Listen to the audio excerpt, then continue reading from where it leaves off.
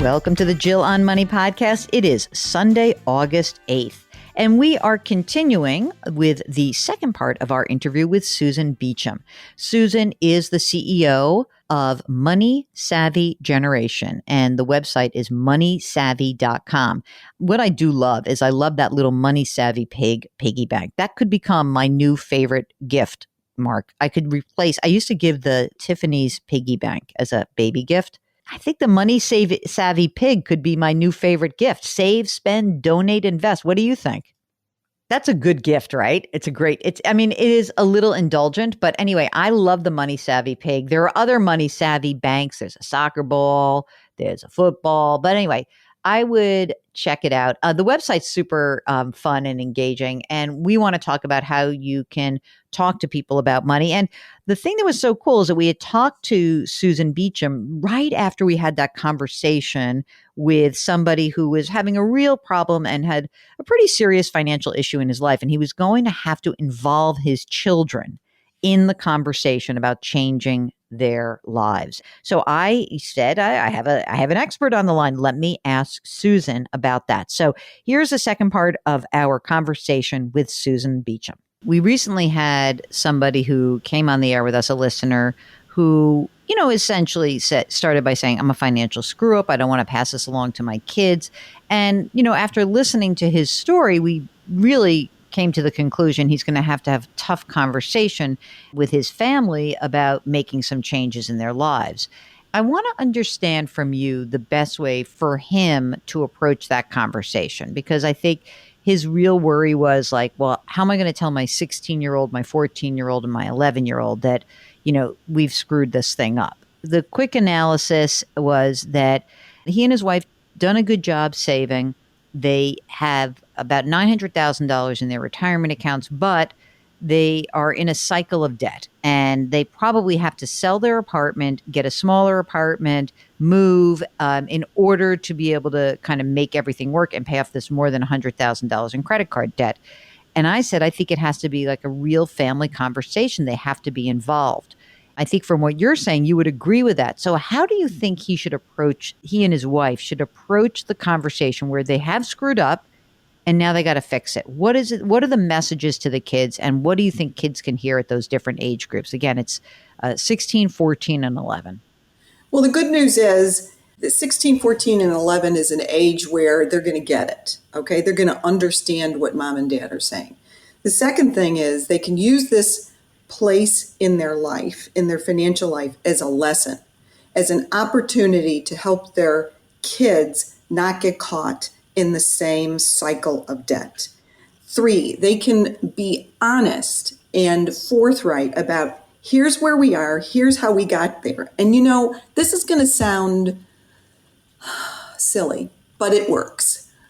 Before mom and dad sit down with the kids, mom and dad need to sit down together, use a piece of paper and write down the things they want to tell the kids, so that both mom and dad come to the table with the same agenda. And they need to make 4 copies and let the kids, once this is over, have this in their hand. And the most important message is, here's the problem, here's the solution. Here's how you're part of the solution. Written down in a concrete way. And at the bottom of that piece of paper, I want this couple to put 10 blank lines. And that is for everyone to add their own idea for what they think they can contribute to taking care of the $100,000 in debt, so that they feel a part of the solution. Normally, I would say make sure you talk to the kids in an age-appropriate way. But these three kids are old enough to understand. So you can tell them the problem, but do not forget to tell them the solution. And most importantly, keep them a part of the solution. And then finally close with, we are all healthy. This is a problem. This is a money problem that can be solved by doing something now proactively as a family. It means we will make sacrifices. It means we may have to move, but we will not be homeless. We will still have the ability to do dinner out once every 3 months, or however you want to break it to the kids, however you want to talk about what they love doing and how that needs to be scaled back. You have to emphasize to the kids, you're safe. This is a money problem, and anything that can be solved with money, it's not critical. You know, it's funny. So I ended the interview with him, reminding him of that himself. It could be a slight disaster in that, you know, these little creatures that are teenagers can be pretty, I don't know, narcissistic. That's like kind of what teenage girls tend to be in general. But you're saying that it doesn't matter. It's really that they're going to know the seriousness of this, that they're going to not go into the like, I don't want to do that. Do you think that that's a possibility though? Of course, they're going to say they don't want to do that. They're kids. Of course, they're going to say that. But the thing is, Chill, what's worse is what they already know that's unspoken in the house. They know something's going on. Kids are great at reading a parent's mood and reading their anxiety, and kids blame themselves for what's happening. So, one, you say this is not your fault. Two, this is the problem. Three, this is how we're going to solve it. And four, you're safe. We will be comfortable. We will make it through. Strongest steel passes through the hottest fires. You have heard it probably a number of times, but it is true. And the more you do with your children to look at this as an opportunity to make them stronger, the greater the impact is on their future life, so that when they face a crisis like this, one of their own making or one not, like the pandemic, then they'll know what to do. They'll sit down, they'll get a piece of paper, they'll articulate the problem, they'll come up with solutions, they'll involve the people in their lives that they love, and they'll get to the other side. Can you talk a little bit about the adult child also? That we hear from a lot of people who are like, I kind of screwed up the whole having the conversation about having the money conversation throughout. I've got the adult child. Can you talk a little bit about the parent who feels like they are enabling their adult children but doesn't know how to get out of that cycle? Well, there's only one way out. It takes two people to play a game. One needs to stop playing. And when I talk to parents, especially high net worth parents, who are worried about this exact thing, I tell them, you are making them weaker. You are not making them stronger. You will not live forever. They will theoretically live longer than you. You are robbing them of a skill set they need to thrive. You love them, it's clear, but by enabling them, you are not empowering them. So even though it's going to be difficult, no matter what the age, start small and be prepared to be blown back and pushed away. There's nothing wrong with helping a child who's in crisis. There is something wrong with continuing to help that child and create a sense of entitlement that that money or that support continues. You just have to stop. And it's not going to be pretty. But ultimately, hopefully, they're angry enough to figure out a solution on their own. Keep your eyes peeled. Keep your eyes peeled that the solution is something you say, I will continue to support you. Keep talking to me. I will get you through this. But we now need to sit down and create a plan to take you off the financial support. Because I can see, and now I'm a parent talking, I can see it's not making you stronger. And I want you to be stronger. I like that idea of saying, I want you to be stronger. Do you think the parent has to cop to the fact that he or she or they have, as parents, as a couple, have helped create the monster and say, you know, we realize we're not helping you?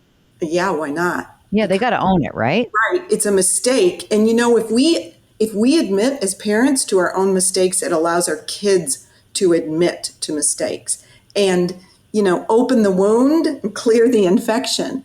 A lot of the problem with debt today is people are not owning up to how they got there, because it's not easy, and because they don't know what to do if they own up to it. But it's kind of like forgiveness. It's a wonderful thing if you forgive yourself and say, okay, I got here. Now I'm going to forgive myself. We're going to move forward. And I'm going to look at the bench in my life and figure out who can help me move forward. What can I do to unchain myself from this horrible feeling I have that I am imprisoned by debt? That's an awful feeling. And the only way you get over that is to, open the kimono, take a good hard look at what it is you've got going on, how you got there, how much of it you own. And as parents, if you contributed, or grandparents, grandparents can step in where parents don't want to do something, and grandparents can sometimes dig a hole for their grandchildren by being that next level of support when parents finally say no. You have to stop. It's a game. I have one last question to ask you. Some years ago, someone sent me a study that found that even when people have financial literacy in their lives, that they can still make really bad decisions.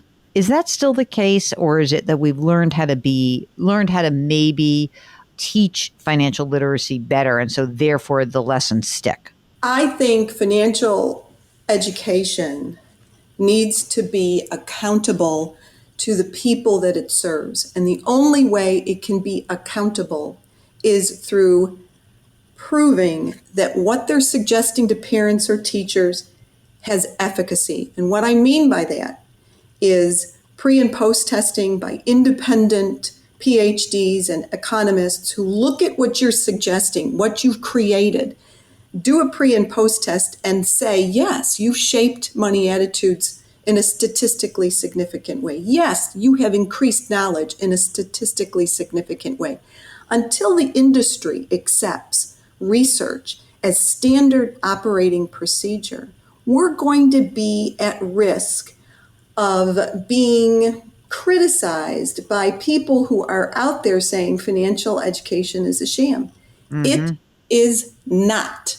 And anyone who thinks it is should call me and I will give you 10 years of independent research.